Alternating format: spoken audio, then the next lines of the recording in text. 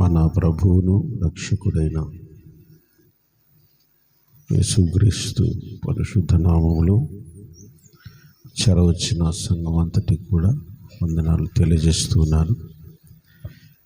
మీరు కూడా మీ పక్క వాళ్ళను శుభముతో పలకరించండి. దేవుని మహా కనికరము చేత మీ అందరి ప్రార్థన సహాయం వల్ల యేసు కృప పండుగల పరిచర్య ప్రారంభించడం జరిగింది. నిన్నటి దినాన స్టేజి ప్రారంభించాం.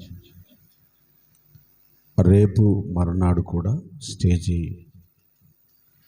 రెడీ చేయడం వరకు ఉంటుంది. యవనస్తులను మరి మీ అనుకూలతను బట్టి ఈ పరిచర్యలో నీ వంతు నీవు నా దేవుని పని చేయాలి అన్న ఆశతో నేను ఎవరిని బలంతో పెట్టలేదు. ఆశ కలిగిన వారు వచ్చి దేవుని పనిలో పాలు పంపులు పొందవచ్చు. ఒకవేళ సహోదరులు రాగలిగితే గ్రౌండ్లో కొంచెం రాళ్ళు వేరేది కొంచెం శుభ్రం చేసే పని కూడా ఉంటుంది. అలాగే వీలైతే ప్రార్థన కూడా చేయడానికి అవకాశం ఉంది. ఈ వరుసగా శుక్రవారం వరకు విరామం లేకుండా పని ఉంటుంది. వీలైతే రాత్రులు కూడా చేయాల్సి వస్తుంది. మీ ప్రార్థనలు చేయండి. దేవునికి మహిమకరంగా ఈ సభలు జరుగునట్లుగా, ఎక్కడ ఆటంకాలు అభ్యంతరాలు జరుగుకున్నట్లుగా వ్యక్తిగత ప్రార్థనలో జ్ఞాపకం చేసుకోవాలని దేవుని పేరిట మనవి చేస్తున్నా. మంచిది. సమయంలో కొంత సమయం 15-20 నిమిషాలు దేవుని వాక్యాన్ని మనం ధ్యానం చేసుకుందాం. అపోస్తులుల కార్యములు 2వ అధ్యాయం. దేవుని పరిశుద్ధ గ్రంథములో నుండి అపోస్తులుల కార్యములు 2వ అధ్యాయము 42వ వచనం. వీరు అపోస్తులుల బాధయందును సహవాసమందును రొట్టె విరుచుటయందును ప్రార్థన చేయుటయందును ఎడతెగక ఉండేది. చదవబడిన ఈ దైవ వర్తమానములో పరిశుద్ధాత్మదేవుడు 4 రకాల పరిచర్యలను ఆదిమ సంఘములో ఏర్పాటు చేసినట్టుగా మనకు అర్థమవుతుంది. సంఘము క్షేమాభివృద్ధి పొందాలి అంటే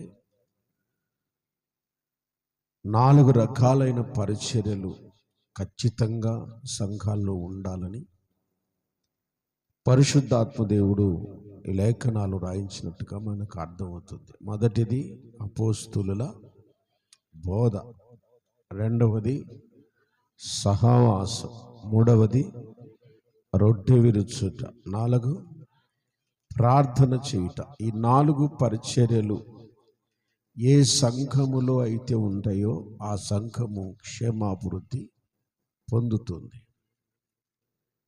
అయితే ఇందులో నేను 4 చెప్పట్లేదు, కానీ 2వ మాట మీతో మాట్లాడాలని ఆశపడుతున్నాను. 2వ మాట ఏంటి చెప్పండి? సహవాసం. సహవాసము అన్నది చాలా ప్రాముఖ్యమైన అంశం. ప్రతి విశ్వాసి కూడా సహవాసము కలిగి ఉండాలన్నది దేవుని యొక్క ముఖ్య ఉద్దేశం. అయితే సహవాసం ఎవరితో చేయాలి, ఏ విధంగా చేయాలి, ఏ సమయములో చేయాలో తెలియకపోతే జీవితాంతం బాధపడాల్సి వస్తుంది. మళ్ళీ చెప్తున్నాను, సహవాసము ఎవరితో చేయాలి, ఏ విధంగా చేయాలి, ఏ సమయములో చేయాలో ప్రతి విశ్వాసి తెలుసుకొని ఉండాలి. మీరు ఒకసారి నేను చెప్పిన మాటలు చెప్పండి. 3 ఎస్, ఓకే. ఏ సమయంలో చేయాలి. ఈ మూడు కరెక్ట్గా ఉంటే సహవాసము అన్నది నిన్ను దేవుని యొక్క పోలికలోకి మార్చే అవకాశం ఉంది. గనుక ఈ మూడు లక్షణాలు ప్రతి క్రైస్తవుడు తెలుసుకోవాలి. సహవాసము విడిచిపెడితే ఎన్ని నష్టాలు జరిగాయో పరిశుద్ధ గ్రంథంలో రాయబడింది. ఆదికాండం 38వ అధ్యాయము మొదటి వచనం. ఆదికాండం 38 మొదటి వచనం. ఆ కాలమందు యూదా తన సహోదరులను విడిచిపెట్టెను. యూదా ఎవరిని వదిలిపెట్టాడు?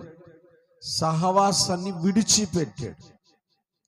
దాని నష్టము ఎప్పుడో కొన్ని వేల సంవత్సరాల క్రిందట జరిగిన ఆ సంగతి నేటికి కూడా ఒక డిబేట్ రూపంలో బయటకు వచ్చేస్తుంది. 37, 38, 39 అధ్యాయాలు గమనిస్తే 38వ అధ్యాయము ఒక అనవసరమైన అధ్యాయముగా రాయించబడింది. కారణం ఏంటి అంటే సహవాసం విడిచిపెట్టుట ద్వారా ఆ అధ్యాయం వచ్చింది. ఆ సహవాసములో యూదా ఉండకపోవటం వలన అతనికి కుమారులు భయంకరమైన చెడ్డవారుగా దేవుని దృష్టిలో కనపడ్డారు. అలాగే ఒక అక్రమ సంబంధమైన జీవితం ఆ అధ్యాయంలో మనకు కనపడుతుంది. ఒక భయంకరమైన సందర్భం అక్కడ కనపడుతుంది. తర్వాత మీరు ఇంటికి వెళ్ళి 38వ అధ్యాయం అంతా చదువుకోండి. యూదా తన కోడలైన తామారుతో పాపము చేస్తున్నట్టు ఆ గ్రంథంలో ఆ అధ్యాయంలో మనకు కనపడుతుంది. దీన్ని తీసుకొని నేటికి కొంతమంది మాట్లాడుతూ ఉన్నారు డిబేట్ రూపంలో. ఎప్పుడో కొన్ని వేల సంవత్సరాల జరిగిన సంగతిని ఎందుకు ఈ మాటలు చెబుతున్నానంటే సహవాసం విడిచిపెట్టుట ద్వారా తీరని నష్టము ప్రతి క్రైస్తవు కూడా అనుభవించాల్సి వస్తుంది. అందుకే దేవుడు సహవాసాన్ని సంఘములో ఏర్పాటు చేశారు. దేవునికి మహిమ కలుగును గాక. Praise the Lord. హల్లెలూయా. మొదట సహవాసము అన్నది దేవుడు కలుగజేసే గొప్ప ఆశీర్వాదం.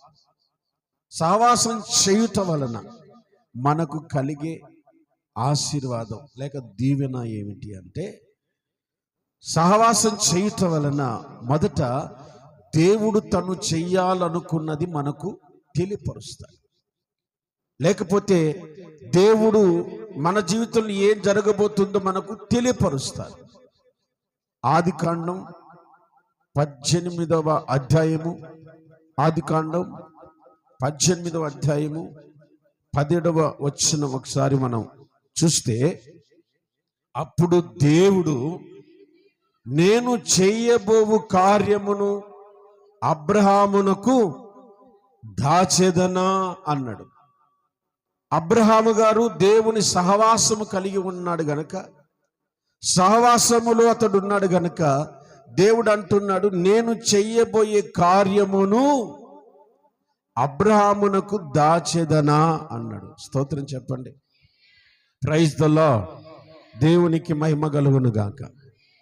కొంతమంది ఆలోచిస్తూ ఉంటారు, నేను సరైన సహవాసములో ఉన్నానా లేదా, సహవాసములో నేను కరెక్ట్గా ఉన్నానా లేదా అని ఆలోచిస్తూ ఉంటారు. సరైన సహవాసం అని నీకు ఎలా తెలుస్తుంది అంటే వెంటనే దేవుడు తాను చేయబోయే కార్యమును నీ ఇంట్లో కానీ నీ జీవితంలో కానీ నీ కుటుంబంలో లేక నీ వ్యక్తిగత జీవితంలో కానీ కొన్ని ముందే జ్ఞాపకం చేస్తూ ఉంటారు. స్తోత్రం చెప్పండి.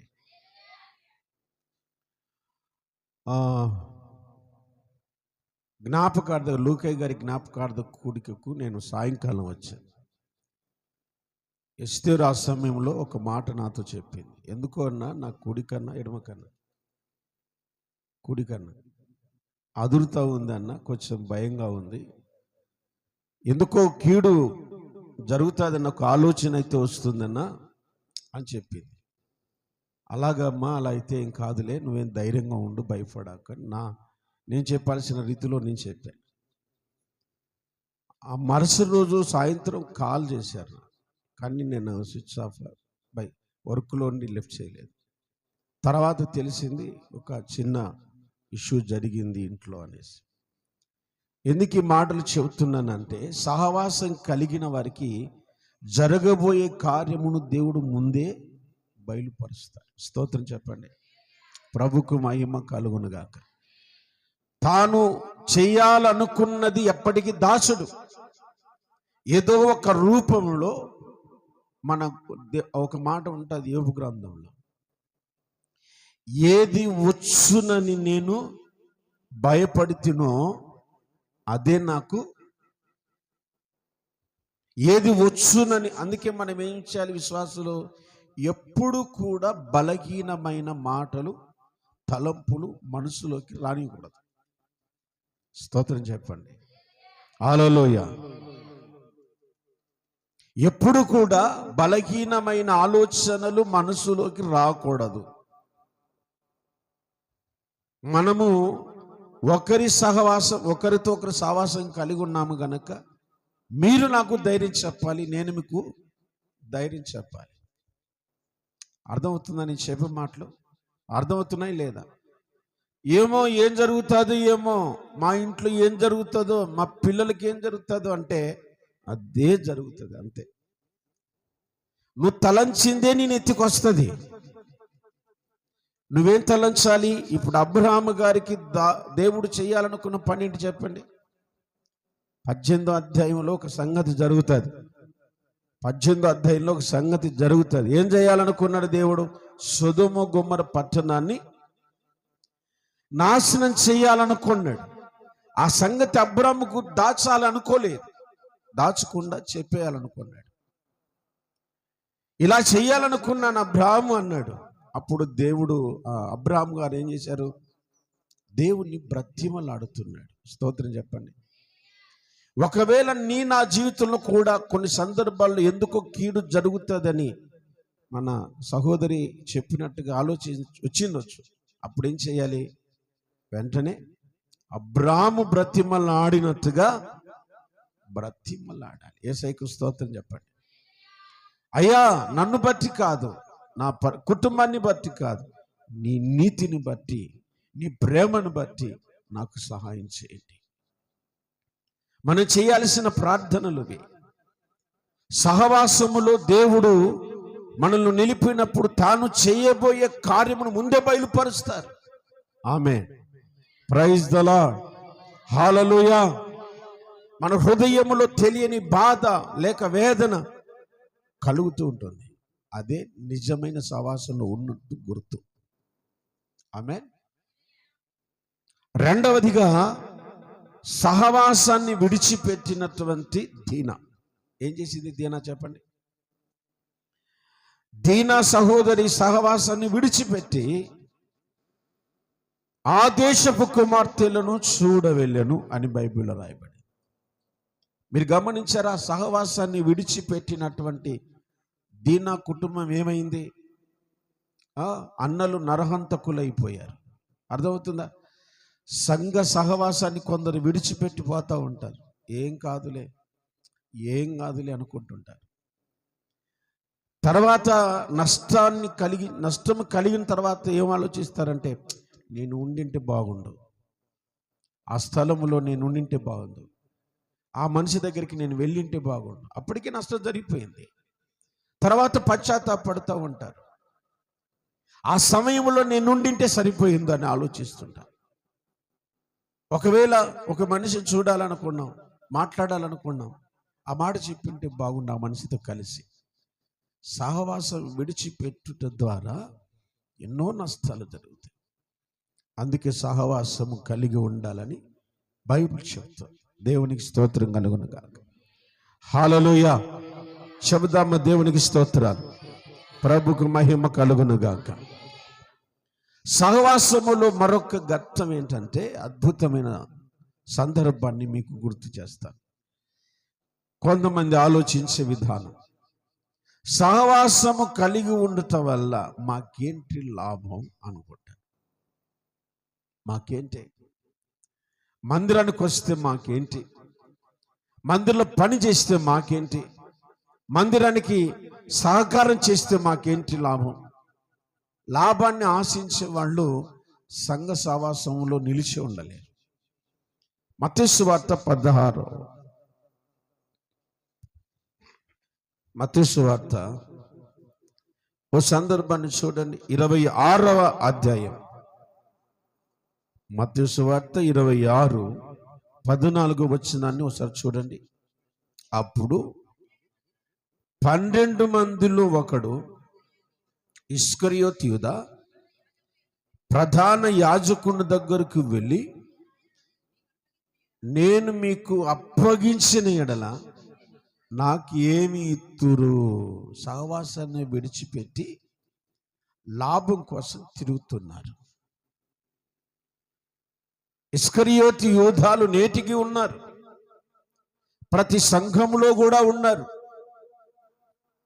సంఘాలలో ఏం ఆశిస్తారు? లాభం ఆశిస్తారు. ఇప్పుడు సంఘ సహవాసాన్ని విడిచిపెట్టి లాభాల కోసం వెళుతూ ఉన్నారు. సంఘ పరిచర్యను కూడిక ఉంటుంది, ఆదివారపు ఆరాధన ఉంటుంది, కానీ ఆరాధనలో పాలు పంపులు పొందకుండా లాభాల కోసం ప్రాకులాడుతుంటారు. వీళ్ళంతా ఎవరు చెప్పండి? ఇస్కరియోతు యూదాలు. కానీ ఒక అద్భుతమైన సందర్భాన్ని 17వ వచనంలో మనం చూస్తాం. సహవాసము కలిగిన, నిజమైన సహవాసం కలిగిన వాళ్ళు యేసు ప్రభుల వారితో ఒక మాట చెప్పారు. 17వ వచనం, పులియని రొట్టెల పండుగలో మొదటి దినమందు శిష్యులు యేసునొద్దకు వచ్చి, పస్కాను పూజించుటకు మేము నీ కొరకు ఎక్కడ సిద్ధపరచవలనని కోరుచున్నాడు. స్తోత్రం, హల్లెలూయా. నిజమైన సహవాసం కలిగిన వాళ్ళు ఏమన్నారు యేసు ప్రభుతో? నీకేం కావాలో చెప్పండి, ఎక్కడ సిద్ధపరచాలో చెప్పండి, నీ కొరకు మేమేం చేయాలో చెప్పండి. చూసారా, నిజమైన సహవాసం కలిగిన వారు దేవుని కొరకు ఏదైనా చేయాలని ఆలోచిస్తారు. సహవాసంలో లేని వాళ్ళు ఎలా ఆలోచించారు? ఎలా ఆలోచించారు? మాకేంటి లాభం అన్నారు. 17వ వచనంలో సహవాసం కలిగిన వాళ్ళు ఏం చెప్పారు? మేము నీ కొరకు ఏం చేయాలి అని అడిగారు. కొన్ని సందర్భాల్లో మనం దేవుని పని చేసినప్పుడు మనకు తెలియకుండానే మనం సంతోషపడుతుంటాం. ఈరోజు నేను ఒక మంచి పని చేశాను, ఈరోజు ఇంతసేపు నేను ప్రార్థన చేశాను, నేను ఈరోజు దేవుని పరిచర్యలో ఇలా పాలు పంపులు పొందాను, నాకు చాలా హ్యాపీగా ఉంది, చాలా సంతోషంగా ఉంది. ఓ చిన్న పని చేసినందుకే మనం హ్యాపీగా ఫీల్ అయిపోతుంటాం కదా.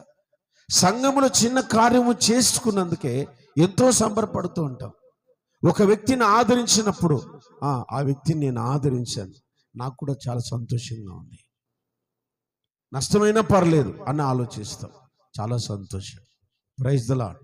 సహవాసం కలిగిన వాళ్ళు లాభాలను ఆశించరు, దేవుని కొరకు ఏదైనా చేయటానికి సిద్ధపడతారు.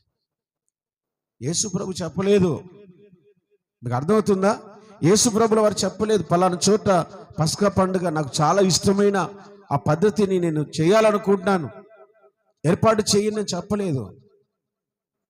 చెప్పకుండానే దేవుని పని చేయటానికి సహవాసం కలిగిన బిడ్డలు సిద్ధపడ్డారు. దేవునికి స్తోత్రం, హల్లెలూయా. చెప్పకుండానే దేవుని పని చెయ్యాలి, ఇది నా దేవుని పని, నా దేవుడు సంతోషపరిచే ఒక సందర్భం, నీ వల్ల నీ దేవుడు సంతోషపడాలి, నువ్వు చేసే కార్యం వల్ల నీ దేవుడు సంతోషపడాలి. కొందరు మనుషులు చూడాలని పరిచర్య చేస్తారు, మనుషులు చూడాలని పని చేస్తారు. ఇది ఎప్పటికి కూడా సరైన పద్ధతి కాదు. అర్థమవుతుందా? నా తండ్రి సంతోషపడునుగాక. నీ పరిచర్య ద్వారా, నువ్వు ఇచ్చే కానుక ద్వారా, నువ్వు చేసే ప్రార్థన ద్వారా పరలోకపు తండ్రి సంతోషపడాలి. అదే నిజమైన సహవాసం.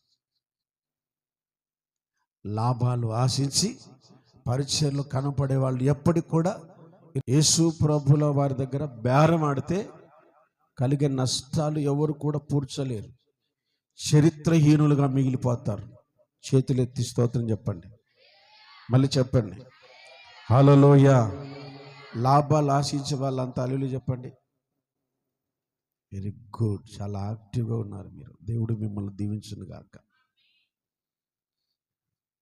నా దేవుడు సంతోషపడాలనుకున్న వాళ్ళ చేతులు ఎత్తండి గట్టిగా. దేవునికి మహిమ కలుగును గాక. నీ పరిచర్య ద్వారా దేవుడు సంతోషపడాలి. నీ ప్రార్థన ద్వారా దేవుడు సంతోషపడాలి. ఇంకొక మాట చెప్పి నేను ప్రార్థన చేస్తాను. పరిశుద్ధ గ్రంథంలో అపోస్తలుడైన పౌలు కొరింథీయులకు రాసిన మొదటి పత్రిక 16వ అధ్యాయము. మొదటి పత్రిక 16వ అధ్యాయము.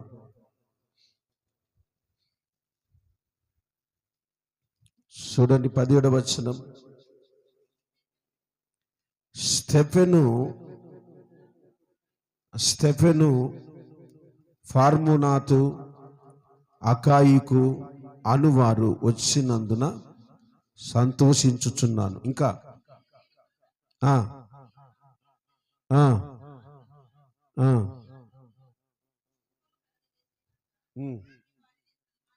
దేవునికి స్తోత్రము చెబుదాం. హల్లెలూయా. దేవునికి మహిమ కలుగును గాక. పౌలు గారు ఒక దీవిలో ఉన్నారు. దీవిలో ఉన్నప్పుడు అనుకోకుండా అనుకోని అతిథులు అన్ఎక్స్పెక్టెడ్గా పౌలు గారి దగ్గరకు వచ్చారు. వారిలో మొదటివాడు స్తెఫెన్, రెండోవాడు ఫార్మనాతు, మూడోవాడు అకాయికు. ఈ ముగ్గురు ఒక్కసారి కనపడేసరికి పౌలు అన్నారు, మీరు ఈ సహవాసములోకి వచ్చినందున నాకు సంతోషమై. మళ్ళీ కింది వచ్చిన వాళ్ళు ఏమన్నారు? మీ ఆత్మకును చదువుమా, నా ఆత్మకును మీ ఆత్మకును సుఖము కలగ చేస్తున్నారు. స్తోత్రం చెప్పండి. సహవాసం ఏం కలగజేస్తుందో తెలుసా? మనసుకు నెమ్మది కలగజేస్తుంది. సహవాసం లేని వాళ్ళ పరిస్థితి ఎలా ఉంటుందంటే చాలా దయనీయంగా ఉంటుంది. సహవాసంలో లేని వాళ్ళు ఏం చేస్తుంటారు, ఎలా ఆలోచిస్తారంటే అనవసరంగా బ్రతుకుతున్నాను, చచ్చిపోయినా బాగుండవు. అనవసరంగా బ్రతుకుతున్నాను, చచ్చిపోయినా బాగుండవు. సహవాసంలో ఉన్న వాళ్ళు ఎలా అంటారు? మనసులో నెమ్మది కలిగి ఉంటారు. పౌలు చెబుతున్నాడు, నాకు చాలా కలవరంగా ఉండింది, మీరు వచ్చినందున నాకేమైంది? సంతోషమైంది. ఆమేన్. పౌలు గారు ఊహించని వ్యక్తులు వచ్చారు. మీరు అపోస్తల కార్యాలు 2వ అధ్యాయంలో కొంతమందిని చూస్తారు. వారు ఆ వాక్యం విని మనసులో నూచుకొనిరి అనే మాట చూస్తాం. చూడండి, అపోస్తల కార్యములు 2వ అధ్యాయంలో ఆ మాట విని మనసులో నొచ్చుకొనిరి అనే మాట 36 కానీ 37 కానీ 37 వచనం. ఆ మాట విని హృదయములో నొచ్చుకొని, సహోదరులారా మేమేమి చేతుమని పేతురును కడమ అపోస్తులను, వీళ్ళంతా ఎవరు అనుకున్నారు? అడిగిన వాళ్ళంతా ఎవరు అనుకుంటున్నారు? ఆ రోజు యేసు ప్రభులు వారు సిలువ వేయబడినప్పుడు ఉమ్మి వేసిన వారు, సిలువ వేయండి కేకలు వేసిన వారు, కొరడాలతో కొట్టమని కేకలు వేసిన వారు, వీళ్ళంతా కూడా ఆ రోజు అపరాధులుగా నింపబడిన వారు. మరి అపోస్తుల దగ్గరకు సహవాసం కలిగిలేకి వచ్చినప్పుడు మేము ఈ మాటలన్నీ ఎంత తప్పు చేశాం, అసలు ఆ రోజు ఆ మాట అనకుండా ఉండాల్సింది. పశ్చాత్తాపపడి మనసులో నొచ్చుకుంటున్నారు. ఇలా ప్రవర్తించామా మేము? ఇలా ప్రవర్తించామా? ఇంత దుర్మార్గంగా నడుచుకున్నామా? ఆ మహనీయుడి పట్ల ఇంత భయంకరంగా ప్రవర్తించామని మనసులో నొచ్చుకొని వాళ్ళు పశ్చాత్తాపపడి సావాస సంఘంలో చేర్చబడినట్టుగా బైబిల్లో రాయబడుతుంది. స్తోత్రం కలుగునుగాక. హల్లెలూయా, హల్లెలూయా. ఇప్పుడు పౌలు గారి దగ్గరికి వచ్చిన ఈ ముగ్గురు ఎవరు అనుకుంటారు? 3 రకాల చాలా దయనీయమైన స్థితిలో బ్రతికిన వాళ్ళు. ఒక మాటలు చెప్పాలంటే సంఘంలో విలువ లేకుండా బ్రతికిన వాళ్ళు. వాళ్ళకై వాళ్ళే తీర్మానం చేసుకున్నారు. పౌలు గారు మనల్ని ప్రేమించకపోయినా, మనల్ని పిలవకపోయినా, మన ఖర్చులే పెట్టుకొని ఆయన దగ్గరికి వెళ్ళి ఆయన చూసి వద్దాం, ఎందుకో దైవజనులు చూడాలనిపిస్తుంది అని అనుకోకుండా ఆ ముగ్గురు వ్యక్తులు పౌలు గారి దగ్గరికి వెళ్ళారు. పౌలు గారు ఆశ్చర్యపోతున్నారు. మీరు నా దగ్గరికి వచ్చిన అంటే ఇంత మంచి లక్షణాలు మీకు ఎలా కలిగాయంటే, వీళ్ళకి ఎలా కలిగిందంటే సంఘ సహవాసంలో ఉండటం ద్వారా కలిగింది. ఆమె దేవునికి మహిమ కలుగును గాక. పౌలు గారు కొరింథీకి రాసిన 2వ పత్రిక రాసి పెట్టుకున్నారు. ఈ పత్రిక ఎవరి ద్వారా పంపించాలి, ఎవరి ద్వారా పంపించాలి ఆలోచనలో పడ్డాడు. సముద్రం మీద బాగా ఏమంటారంటే మంచు బాగా పేరుకుపోయింది. ఎవరైనా ప్రయాణం చేయాలంటే ప్రాణాలు తెగించి ప్రయాణం చేయాలి. అలాంటి సమయంలో ఈ పత్రికను ఎవరు అందిస్తారు అన్ని ఆలోచనలు పడ్డప్పుడు సంఘ సహవాసంలో ఉన్న ముగ్గురు ఎవ్వరికి పనికిరాని వాళ్ళు. చాలామంది అనుకుంటారు, సంఘానికి మేము ఎందుకు పనికిరాం, మాకు పాట పాడడానికి రాదు, వాక్యం చదవడానికి రాదు, సరిగ్గా ప్రార్థన చేయడానికి రాదు. చాలామంది అనుకుంటారు. ఏమండి, సంఘానికి మీరు రావటం వల్ల దేవుడు సంతోషపడుతున్నాడు. ఆమేన్ చెప్పండి. యేసయ్యకి స్తోత్రాలు. మీ ఆత్మకు నా ఆత్మకు ఏం కలుగుతుందట? సంతృప్తి, సుఖం కదా, నెమ్మది కలుగుతూ ఉంది. మీకు నెమ్మది కలుగుతుంది, దేవునికి కూడా నెమ్మది కలుగుతుంది. ఉదాహరణకి సంఘంలో కొంతమంది సంఘ బిడ్డలు రాలేదనుకోండి, సేవకుడు కలవర పడతాడా? ఏమో ఆ కుటుంబం రాలేదు, ఏమో వాళ్ళు రాలేదు, ఎందుకు రాలేదు, ఏమైంది, బాధ. ఆఫ్టర్ ఆల్ మీరెవరు, నేనెవరో, మీరెవరు కదండి. వాస్తవానికి నేను ఆఫ్టర్ ఆలే కదండి. ఈరోజు ఉంటాం, రేపు పోతాం. ఈరోజు ఈ సంఘం లేకపోతే ఇంకో సంఘం కదా. మీరు నేను కలిసి పెరగలేదు ఊరిలో, కానీ మీరు కనపడకపోతే భయం, బాధ. అలాగే సంఘంలో ఆత్మీయత అన్నది చాలా విలువైంది. దేవుని సంఘంలో మీరు కనబడితే దేవునికి సంతోషం. ఆమేన్.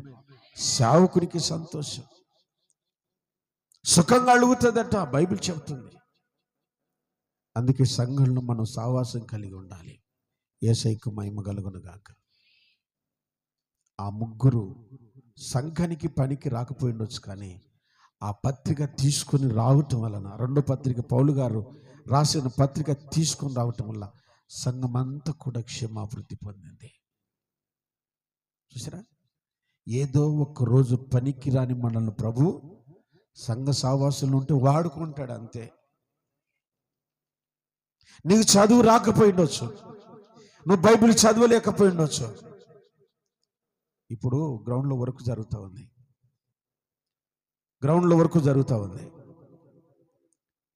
బ్యాంక్ కోచింగ్ పిల్లలు, బీటెక్ చదివిన పిల్లలు పనికి వస్తారండి? స్టేజ్ కొడతారా? వాళ్ళకు చదువు రాని వాళ్ళు కావాలి అక్కడ పనిచేసే వాళ్ళకి. ఆ పని ఎవరికి సమర్థులో వాళ్ళు మాత్రమే చేయగలరు. అంతేనా కదా? వాళ్ళకి చదువు అవసరమా? బైబిల్ చదవడం అవసరమా? ఇప్పుడు ఆ స్టేజ్ అలంకరించబడాలంటే చదువు రాని వాళ్ళు కూడా అందుకు పనికి వస్తారు. ఆమేన్. గ్రౌండ్ క్లీన్ చేయాలంటే చదువు రాని వాళ్ళు కూడా అందుకు పనికి వస్తారు. అసలు కథలు లేవండి, అలాగే కూర్చొని దేవునికి స్తోత్రం చెబుతూ ఉంటే దేవుడు సంతోషపడతాడు. సహవాసం అంటే ఆత్మలో ఆనందపడటమే, ఆత్మలో సంతోషపడటమే. అంత దూరాన్ని ఉంచి ఖర్చు పెట్టుకొని వచ్చి పౌలు గారిని చూసి పరామర్శించిన ఆ ముగ్గురిని బట్టి పౌలు అంటున్నాడు, నా ఆత్మకు, వాస్తవానికి ఆత్మకు నెమ్మది కలిగించేది ఎవరు చెప్పండి? దేవుడు. ఆత్మకు నెమ్మది కలిగించేది దేవుడు, మనసుకు నెమ్మది కలిగించేది దేవుడు. అయితే పౌలు అంటున్నాడు, మీరు వచ్చినందున నా ఆత్మకు నెమ్మది కలుగుతా ఉంది. ఆమేన్. యేసయ్యకు స్తోత్రం. నిజమైన సహవాసం. మనం కూడా సహవాసంలో స్థిరపడాలి, సంఘంలో స్థిరపడాలి. 4 రోజులు ఒక చోట, 4 రోజులు ఒక చోట, ఒక నెల ఒక చోట, ఇది సంఘ సహవాస క్రమమే కాదు. సంఘంలో స్థిరపడి, సంఘంలో ప్రతి బిడ్డ కొరకు, ప్రతి కుటుంబం కొరకు నీవు మోకరించినప్పుడల్లా ప్రార్థన చేయాలి. గుర్తుపెట్టుకోండి, సంఘంలో బిడ్డలందరూ కూడా సంఘ సహవాసంలో స్థిరపరచబడి దేవుని ఆత్మకు సుఖము కలుగులాగున బ్రతకాలి. ఆమేన్. అట్టి కృప పరిశుద్ధాత్మ దేవుడు మనకు దయచేయునుగాక. తల్లు